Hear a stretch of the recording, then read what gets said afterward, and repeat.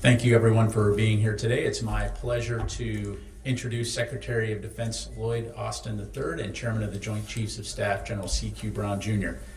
The Secretary and the Chairman will deliver opening remarks and then have time to take a few questions. Please note that I will moderate those questions, and due to time constraints, would ask that those called upon limit their follow-ups to give your colleagues a chance to ask their questions. With that, I will turn it over to Secretary Austin, sir. Thanks, Patrick. Good morning, and thanks for being here. I wanted to take just a moment to acknowledge the President's remarks last night. And I want to thank President Biden for being such a strong and skillful guardian of our national security.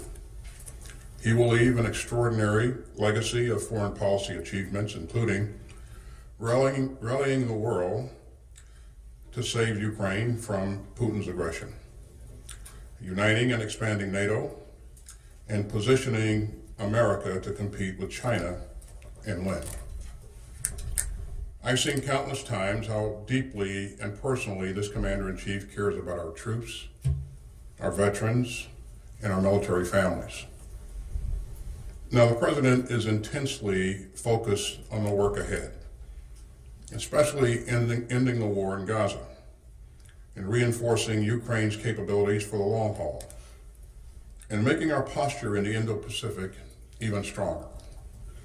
And this department will continue to do what we always do: stay firm and stay focused, because we've still got a lot to do. And as we move forward, the entire department salutes the President's life of service. Now, as you all know, it's been a busy time here. We're moving quickly from the historic 75th anniversary NATO summit to my departure tomorrow for my 11th trip to the Indo-Pacific. So since we're in between these two major events and halfway through 2024, I wanted to take a step back. And I wanted to look at the progress that we've made over the past 3.5 years, especially when it comes to NATO and the Indo-Pacific. Now, it's worth remembering where we were when I started as Secretary back in 2021. The pandemic was raging, autocrats were emboldened, NATO was divided, and our alliances and partnerships across the Indo-Pacific were frayed. So the Biden-Harris administration came into office determined to restore American leadership and to invest in the greatest fighting force on earth and to reinforce the global network of allies that makes us stronger and safer. And that's exactly what we've done. And we've shown that American leadership gets results for the American people. Just look at our most important alliance. Today, NATO is larger than ever, stronger than ever, and more united than ever. And over the past 3.5 years, we've seen an historic increase in annual defense spending across the alliance by almost $80 billion. All NATO allies have agreed to spend at least 2% of their GDP on defense. In 2021, only 6 allies did so. But in 2024, a record 23 NATO allies will hit the 2% spending goal. And beyond NATO, our bonds with our allies and partners are deep and strong. Putin's outrageous invasion of Ukraine and the tragic Israel-Hamas war have meant sustained communication and consultation with my counterparts, with an intensity that few secretaries of defense have ever matched. I have calls with many of my fellow ministers of defense every week or every month. And the Ukraine Defense Contact Group that I lead has kept some 50 defense leaders worldwide in close touch at a truly historic tempo. And these frequent touch points have produced vital capabilities for Ukraine. They've also spurred our friends to help shoulder the burden, and they've strengthened America's security. Now, let me talk about what that kind of sustained engagement has meant in the Indo-Pacific, which is our priority theater of operations. As you know, I'm wheels up tomorrow morning for important meetings with Secretary Blinken and our allies in Japan and the Philippines. Now, I know that it's easy to focus on the crisis of the day, but just look at what our strategy has achieved in the Indo-Pacific over the past 3.5 years.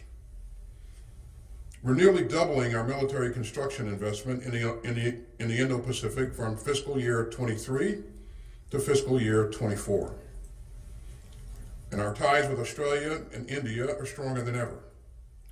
We've improved our relationships with Vietnam, Indonesia, Singapore, Papua New Guinea, and many more. In Japan, we're in the process of forward stationing a Marine Littoral Regiment, the most advanced formation in the Marine Corps. And just a few weeks ago, we announced a plan to station our most advanced tactical aircraft in Japan, reflecting more than $10 billion of capability investments. And meanwhile, Japan is making historic investments in its defense spending. And Japan and the ROK are taking some truly historic strides forward together. But there's no greater example of our progress in the Indo-Pacific than the Philippines. When I started as secretary, our ties with the Philippines were at a low point. We were even on the brink of losing our decades-old visiting forces agreement. But after 3 years of intensive engagement and partnership, we are in an entirely new chapter of our alliance. Last year, President Marcos agreed to include 4 new locations under our Enhanced Defense Cooperation Agreement. We've expanded our rotational access thanks to the leadership of President Marcos and Secretary Teodoro. And we're taking unprecedented steps to help modernize the Philippine military. So I very much look forward to going back to the Philippines and to Japan. I visited both countries just last year. In Tokyo, Secretary Blinken and I will hold a 2+2 meeting with our Japanese allies. And in Manila, we'll hold another 2+2 with our counterparts from the Philippines. Again, I'm very proud of America's historic achievements with these great allies over the past 3.5 years. And it's amazing what the United States, Japan, and the Philippines have done together in just the past 6 months. With Japan, we've made some significant improvements to our force posture. We've also worked more closely than ever with the Republic of Korea. And I'm proud that Minister Kihara and I will sit down in Tokyo with Minister Shin for an historic trilateral defense ministerial, the first ever to be held in Japan or the ROK. All of this just underscores the new convergence in the Indo-Pacific that I talked about in Singapore last month. We're not just strengthening our bilateral alliances, we're also seeing our regional partners come together like never before around our shared vision of a free, open, and secure Indo-Pacific. So it's going to be a great trip, and we're going to deliver even more progress. And with that, I'll turn it over to General Brown. Well, thank you, Secretary Austin. Good morning, everyone. On a warm day, October day in 1937, President Franklin Roosevelt addressed a crowd on the Outer Bridge Drive in Chicago. He said, "Those who cherish their freedom must work together for the triumph of law and moral principles in order that peace, justice, and confidence may prevail in the world." President Roosevelt knew that we could not turn a blind eye to nations who violate treaties, international law, and the sovereignty of their neighbors. He knew that unchecked aggression only leads to more aggression. Our national defense strategy lays out 5 key challenges: People's Republic of China, Russia, Iran, North Korea, and violent extremists. All 5 of these challenges are active today, and they're increasingly interconnected. The PRC is undermining the international order, using economic coercion, military buildup, technology advancements to challenge our interests and those of our allies. Russia continues its aggression with its war in Ukraine. Iran persists in its malign and destabilizing activities across the Middle East. North Korea remains a significant threat with its continued development of nuclear weapons and ballistic missiles. And violent extremists continue to exploit ungoverned spaces, fragile states, threatening regional and global stability. These increasingly interconnected threats demand a coordinated and strategic response from the international community.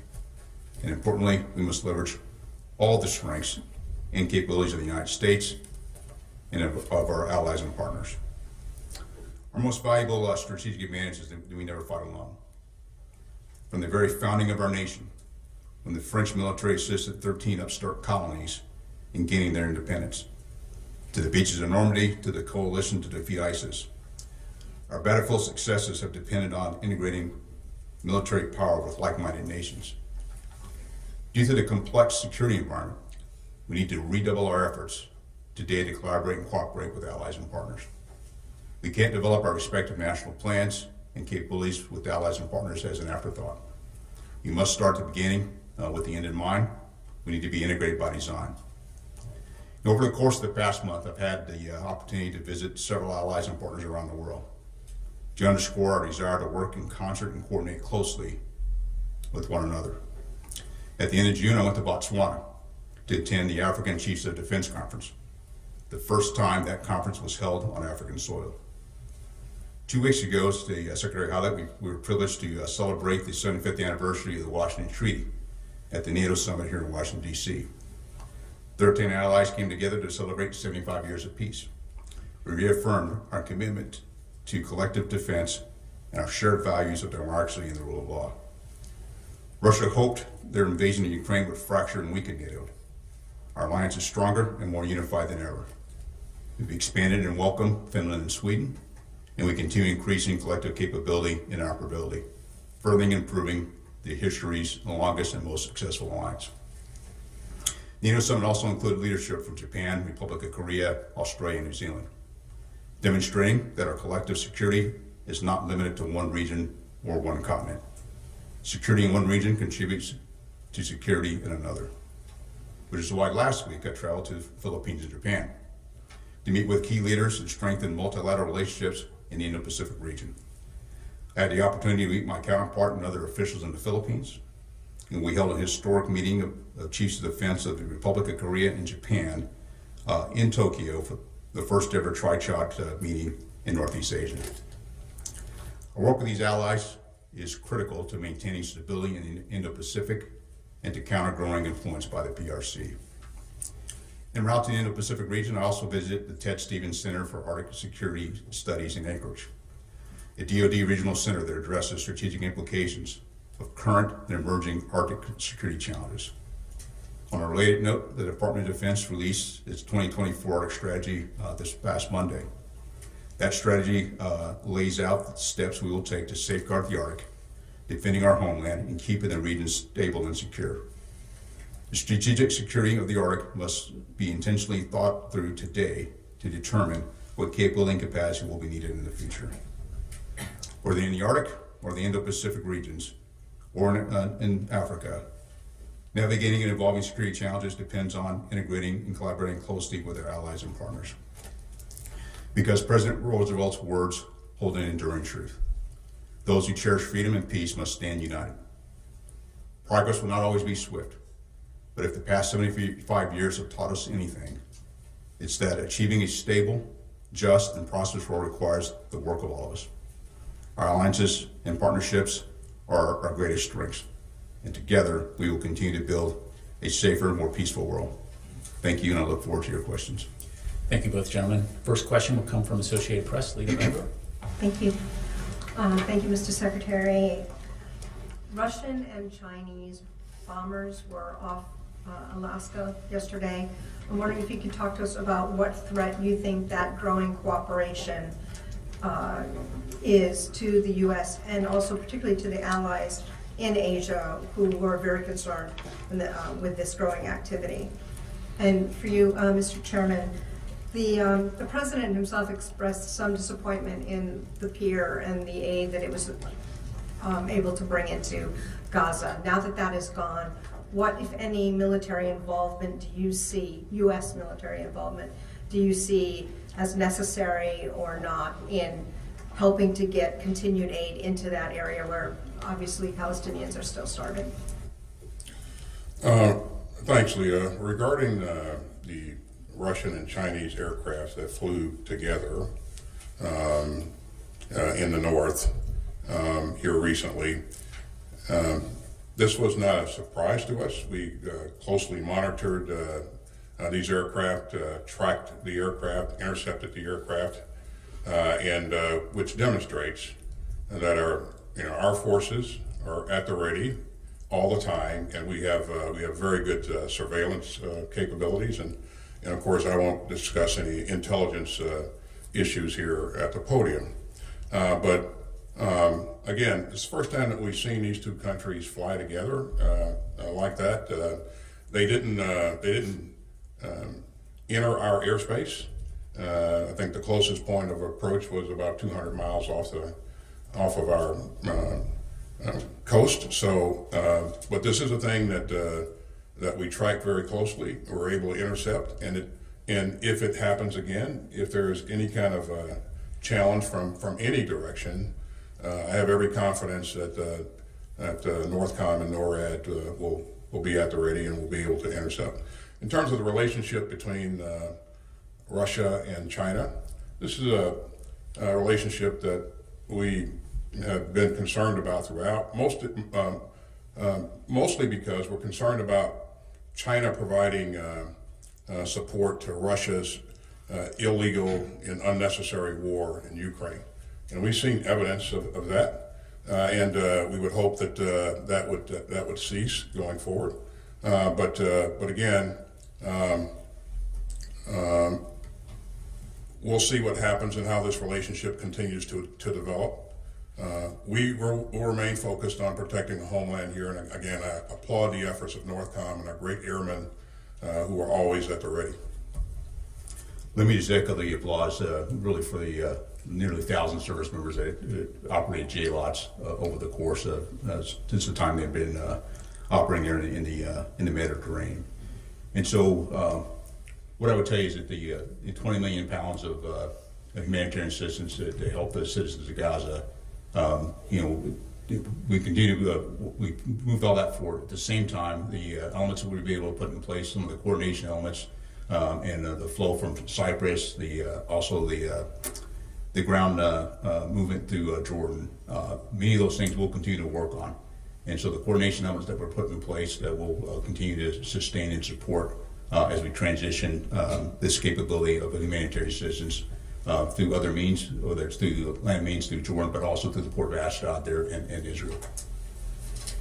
Okay, next question will go to Fox. Jennifer. Secretary Austin, just to follow up on the Chinese and Russian warplanes. The Chinese and Russians put out video bragging about this mission, so clearly it was a propaganda effort. The leader of the Houthis also bragged overnight that the drone that struck near the U.S. consulate in Tel Aviv flew 1,400 miles undetected. Are you concerned that the raucous political turmoil and election and the decision of the president to step aside is leading to adventurism and miscalculation by America's adversaries? Are they testing the U.S. right now? And General Brown, yesterday Israeli Prime Minister Netanyahu said he wants the U.S. to deliver weapons to Israel faster. He also said that the ratio of civilian casualties to Hamas combatants killed in Gaza is the lowest in the history of urban warfare. Is that true? Thanks, Jennifer. As to whether or not our adversaries are testing us at this particular time, they're always testing us, and that's no surprise to any of us. We see activity in the north on a number of occasions, and we're always at the ready to address that activity. And in terms of the Houthis, as you know, they've been focused on successfully launching an attack on Israel. And this one drone that was able to get through is something that it happened, but again, when you consider the fact that they have tried to attack Israel some 200 plus times, and this one got through, I think it speaks to the remarkable air defenses that Israel has. But again, we will see challenges from adversaries throughout, and I don't think that this particular point in time is any different. I think we'll continue to see this going forward. It's just the nature of who they are and what they do. But again, we have the world's greatest military, most most capable military, and we will continue to protect this nation. General, I'll tell you, we've, as a nation and as a military, we've provided capability for Israel to defend itself before 7 October, but also after 7 October. And after 7 October, we rushed a number of capabilities into to the Israelis, save recently one a shipment of 2,000 pound weapons. And we'll continue to support with the Israelis with munitions. To the Prime Minister's comments on the ratio, I've not seen the numbers to validate or invalidate what he said. But I will tell you, in every one of my conversations with my counterpart, I do talk about the aspect of minimizing civilian casualties and pushing humanitarian assistance into Gaza as they conduct their military operations. So you're not withholding or slowing weapons to Israel right now? We're not. Okay, let's go across the room here to Washington Post. Gentlemen, thanks for your time today. Mr. Secretary, the Pentagon for more than a year has been examining what the definition of a Gold Star family should be. And it's an emotional topic for people on both sides of the issue. Can you explain where you stand on this issue? Whether you support a broader definition that includes not only families of those killed in combat, but also accidents, suicides, and other health crises. Mr. Chairman, despite efforts to stop the Houthis from attacking, global shipping remains mostly stymied in the Red Sea, statistically. Do you support expanding those efforts in any way to stop the Houthis? And why has the current efforts not been enough to stop it? Well, thanks for the question. Let me begin by expressing my deep condolences to all those families who have lost a loved one, either in combat or otherwise. Every one of our troops is special to us, and we cherish what they bring to the force, and we feel their loss when we lose them. This is an important topic, and it requires and deserves serious deliberation. And so, what we have done is taken in input from a number of different places, and we've consulted a number of different people, and so it's going to take us a little bit more time to work through this, but we'll get it right, and we have to get it right. It's really important. But again, this is important to us. It's also important to the many families who are part of our larger family here. So. As we work in the Red Sea and the involvement of dead, we're working not just with the U.S. but also with the international community, with our allies and partners to ensure the freedom of navigation and the flow of commerce. There's still flow of commerce that goes through the Red Sea and the Bab el-Mandeb, but as you highlight, the Houthis are challenging the ability for that to move through. We are taking away capability from the Houthis. We'll continue to take away in the approach we're taking capability away from the Houthis. But at the same point, it's going to take more than just a military operation. And this is an engagement with the international community, but also the interagency to use the various tools to put pressure on the Houthis to cease this. They originally tied this to support of the Palestinians. And you watch how they've changed that. We'll see how this progresses forward. If the ceasefire does come to fruition in the hostage deal, that'll be a test of whether or not the Houthis are focused on the Palestinians or the Houthis are focused on the Houthis. Mr. Secretary, as you know, the Pentagon recently withdrew its recommendation on that Gold Star issue to review it more. Do you anticipate we will see a firm recommendation out of the Pentagon by the end of the year, by the end of the presidential term, any of the above? I won't provide any predictions on a date.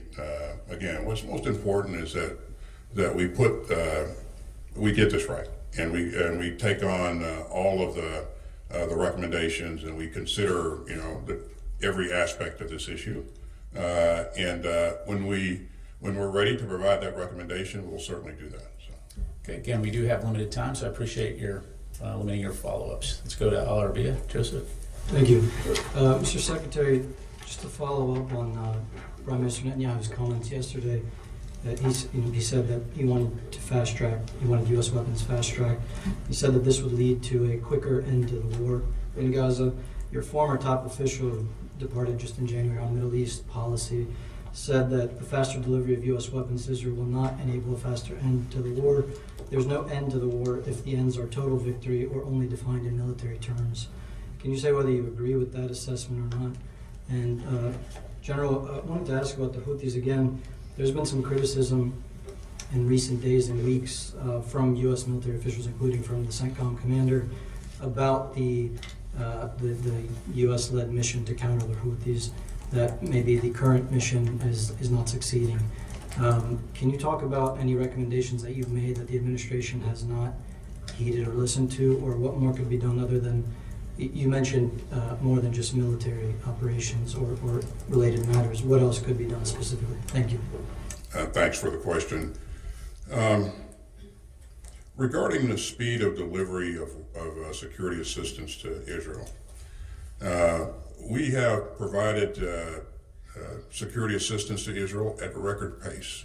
And we've done that from the very beginning. We're able to do that because we learned a lot of lessons from our efforts to provide security assistance to Ukraine.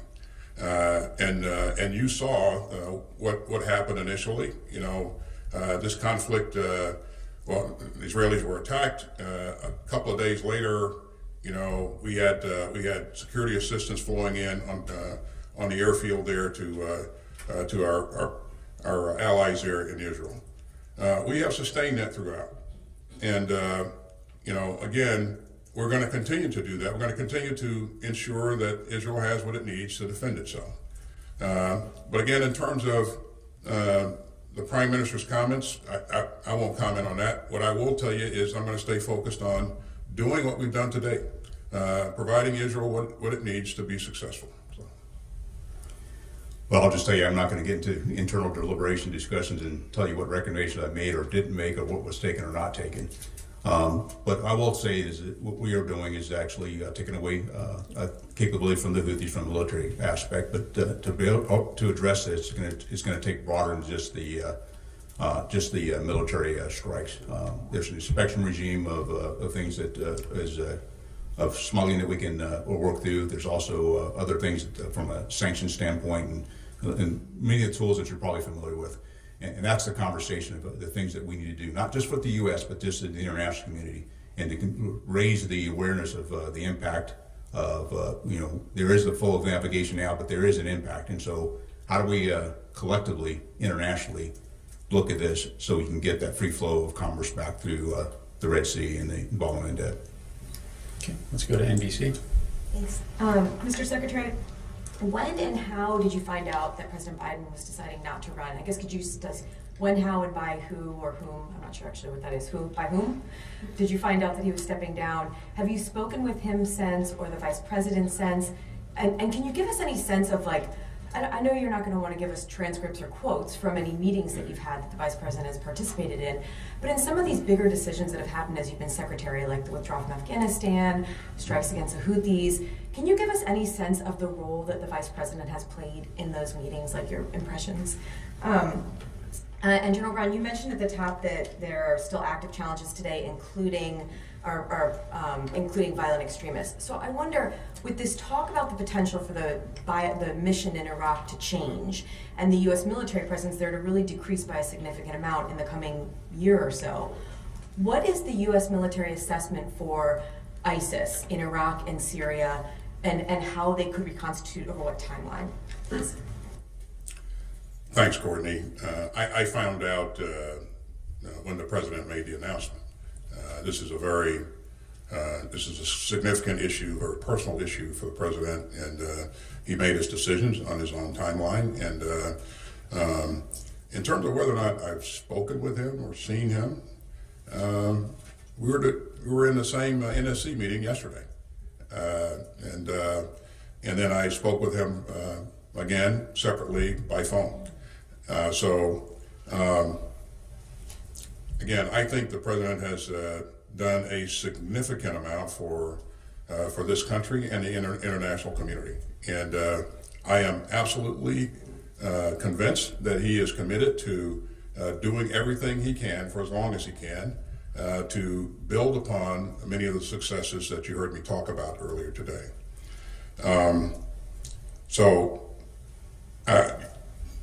I think in terms of your second question was about Vice President Harris and her contribution to decision-making processes. I won't get involved in any kind of political commentary or political processes, but what I will tell you is what I know.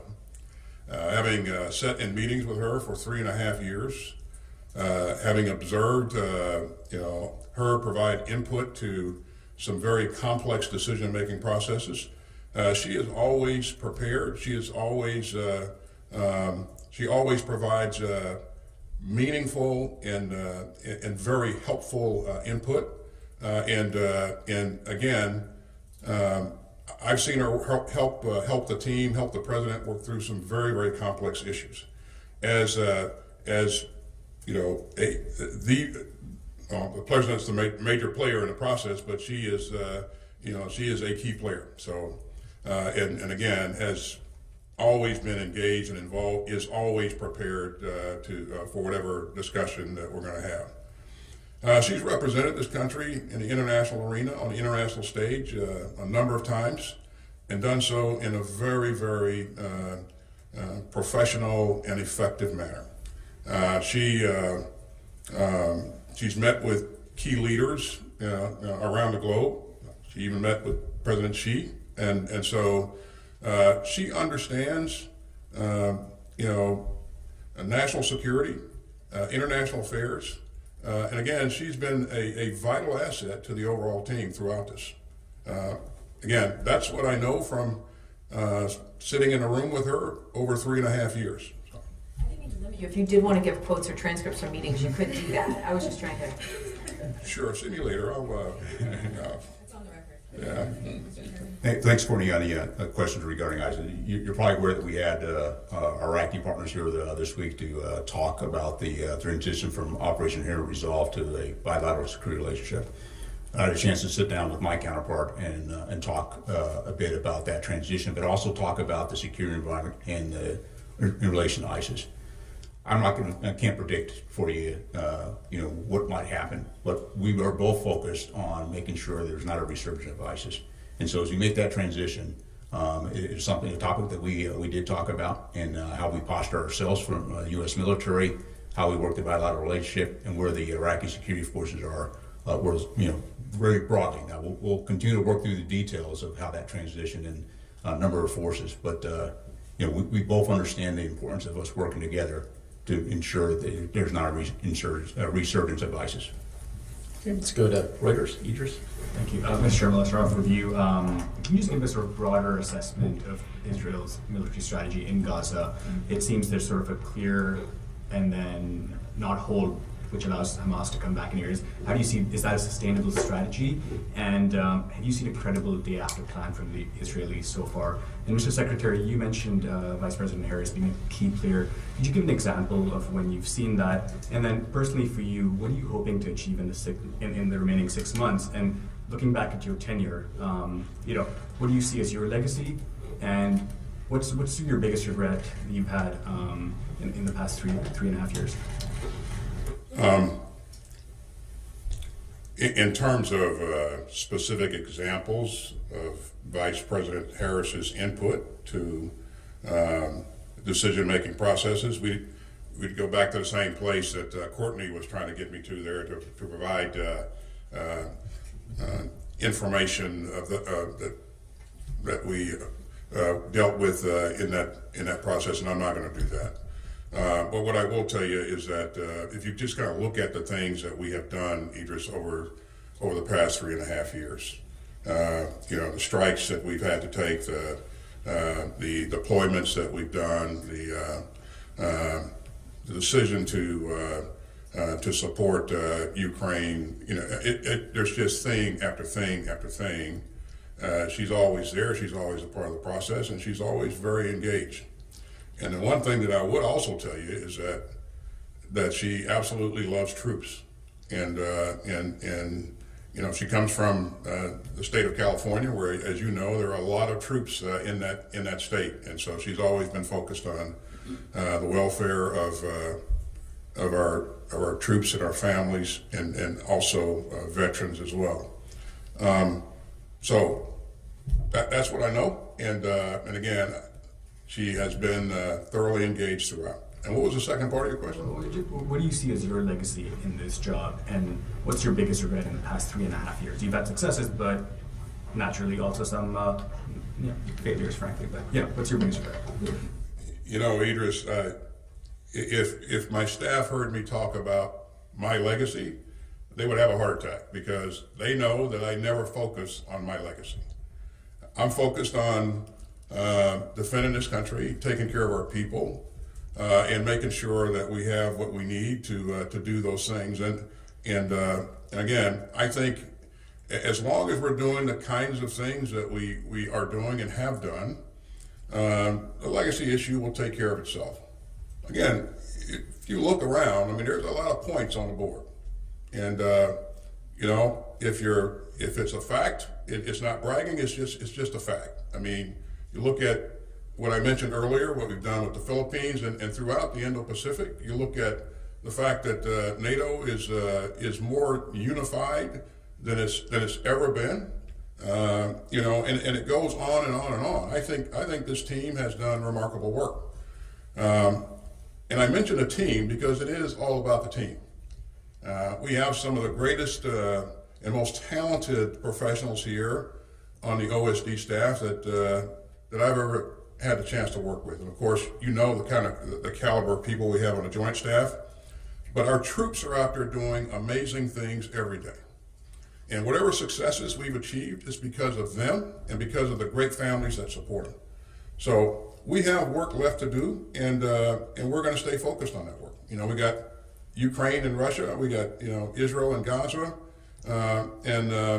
and we have to continue to make sure that we maintain a competitive edge in the Indo-Pacific. So, I'm sorry? Biggest regret in the past 3.5 years? I'll tell you what my biggest, what I'm grateful for most is having the ability to serve with the kinds of people that I just described. So, yeah. To answer your question, Israelis are operating in a very complex urban environment with an extensive tunnel network. And so, from a strategy standpoint, I pretty defer to them exactly, their strategy. But, being able to go in and clear out areas and being able to try to hold that at the same time as Hamas is able to use its subterranean features to move around does create some challenges. As far as the day after, we have talked to the Israelis about this, how to make a transition. We've talked to them a number of different times. There's not a lot of detail that I've been able to see from a plan from them, and that this is something we'll continue to work with them on. And it's going to be important for security of the region of how you work that day after, as well as we work and talk to some of the other nations, partners in the region as well. Okay, we have time for one more. We'll go to Charlie, CBS. Thank you. First of all, Mr. Secretary, as we understand it, this is the first intercept of a joint Chinese-Russian exercise in that region. What message are they trying to send, and why now? If I could ask you about the pier.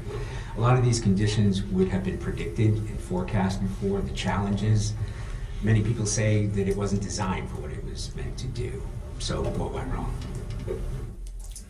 In terms of the message that the Russians and the Chinese are sending, I'll tell you what message we're sending. And that message is, we're going to be at the ready. We are at the ready. We will always be at the ready. We're going to defend this nation. And so if there is a challenge or a threat to the United States of America, your troops will be at the ready, and they will do the right thing. And I want to thank all those who continue to support our troops and their families. What you saw the other day is what they do each and every day, and I am absolutely proud of them. What do you think of the timing? Why now? You could probably guess that things like that have probably been planned well in advance, and so that certainly would be my guess. And in terms of why they would choose to do something at a particular time, I have to ask them. But what I'll tell you is that whenever somebody does something like that, we'll be at the ready to do the right thing. Charlie, as we did the plan for moving the jail lots to the pier, and one of the things, there's a couple things we knew. We did plan for. We knew this would be temporary. We also knew that sea states would start to increase as you got further into the summer, and so from that perspective, we did everything we could to help mitigate. And as you saw, we bring the pier in, we move it back out, so we can preserve the capability to continue to push humanitarian assistance in to the citizens of Gaza. Again, I'm very proud of the 1,000 service members that we're doing this work, because it's not easy work, and to be able to provide humanitarian assistance, I thought was I think we all collectively believe it was important to support and get that energized, not just what we did, but what the others were able to do because of the us being able to energize the process. But it was hoped it would be more effective. Well, I mean, we didn't come out with a metrics and say, here's how much we're going to move or how many days, but I think it was effective. And what we did is better than not doing anything at all and just observing. And again, I think we did a good job of actually getting things energized. And ideally, as we get ready to bring the jail lots home, we'll continue to be able to help with the coordination piece, now that we've got some of that coordination done, and continue that flow of humanitarian assistance into Gaza. I mean, we're talking 8,800 metric tons of humanitarian assistance. If you're a person in Gaza starving to death, I think that's effective. And again, as the chairman said, this was never designed to be a permanent fix, and I made that point from the very beginning. I made it every day, that this is a temporary measure that we're taking to help with the overall effort, and we're going to take it out at the end of July. So, but while we have, when we had the opportunity to provide humanitarian assistance, I think our troops did amazing work. Amazing work. So. Thank you very much, ladies and gentlemen. That concludes our press briefing. Secretary Austin, General Brown, thank you.